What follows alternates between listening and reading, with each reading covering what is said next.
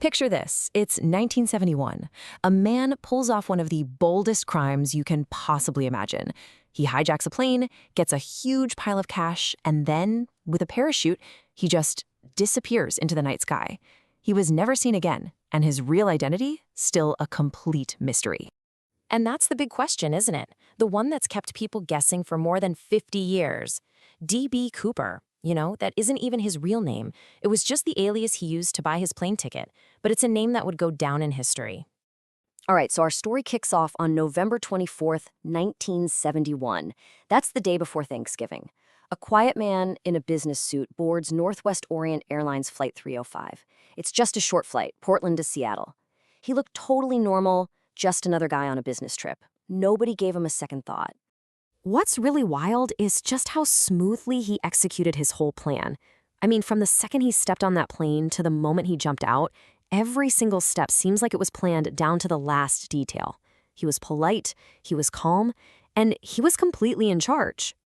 So, not long after takeoff, Cooper casually hands a note to a flight attendant. At first, she kind of brushed it off, thinking he was just giving her his phone number or something.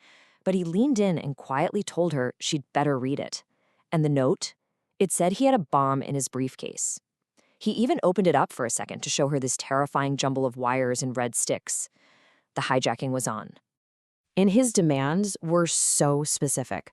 He wanted the money, obviously, but he also wanted a refueling truck standing by in Seattle, and this is the weird part, 4 parachutes. This was definitely not some spur-of-the-moment thing. This was a well-oiled plan. You gotta remember, $200,000 was a ton of money back in 1971. To put that into perspective, today it would be worth way more than $1 million.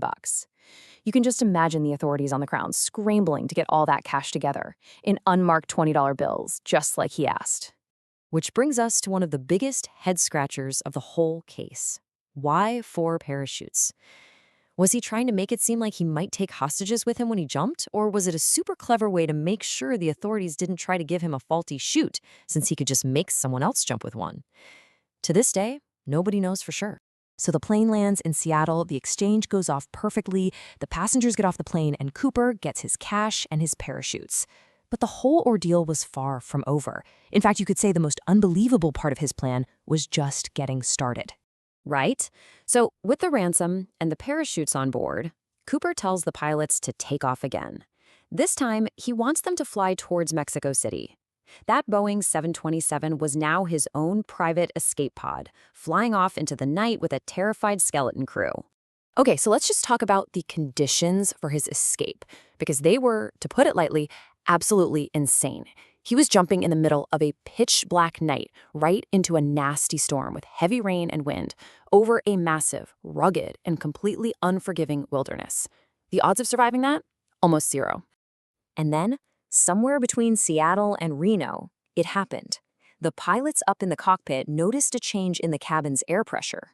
D.B. Cooper had gone to the back of the plane, lowered the rear stairs, and with 200 grand strapped to his body, he just stepped out into the freezing, dark, windy night and vanished.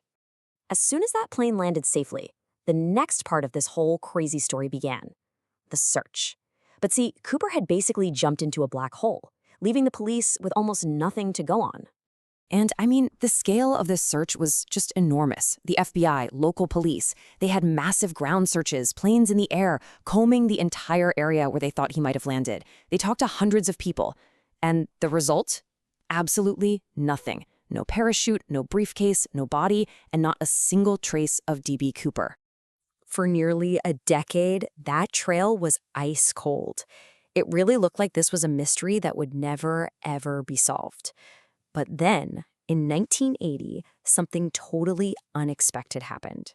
A chance discovery by a little kid completely blew the case wide open again. So get this, a young boy is just digging in the sand on the bank of the Columbia River, and he finds these 3 bundles of rotting cash. It added up to $5,800.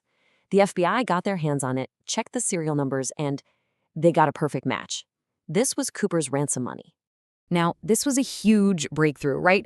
But it also raised way more questions than it answered. I mean, it was just a tiny fraction of the total cash. How did it get there? And what on earth happened to the other $194,000? With so little real evidence to go on, the fate of D.B. Cooper has basically become a playground for different theories. For decades now, experts and armchair detectives have all been debating what actually happened after he jumped out of that plane. It really all boils down to two main schools of thought. On one side, you have the official FBI position. That jump was just not survivable. The storm, the rough terrain, not having the right gear, it was basically a suicide mission. But on the other side, you have the legend that Cooper was some kind of expert, maybe ex-military, who knew exactly what he was doing and actually pulled off the perfect crime. Over the years, the FBI looked into more than 800 different suspects. I'm talking former paratroopers, career criminals, even guys who made deathbed confessions. But in every single case, they just hit a brick wall. Nobody could ever be proven to be the man on that plane. The sheer amount of time this mystery has gone on is just staggering. You've got the hijacking in 71, that little glimmer of hope with the money in 1980, and the investigation just kept going for 45 years. Finally, in 2016, the FBI officially announced they were closing the active case, basically saying their resources were better used on other things. After all that time, after one of the biggest and longest investigations in American history, this is what it all comes down to. A man commits this unbelievable crime and then disappears so completely that we're left with, well, with nothing. And so we end right back where we started. A man in a suit, a briefcase, and a leap of faith into a stormy night. He is still America's only unsolved skyjacking, a ghost who pulled off the perfect crime and became a legend. Who was he? Well, it seems the truth, just like Cooper himself, simply vanished into the night.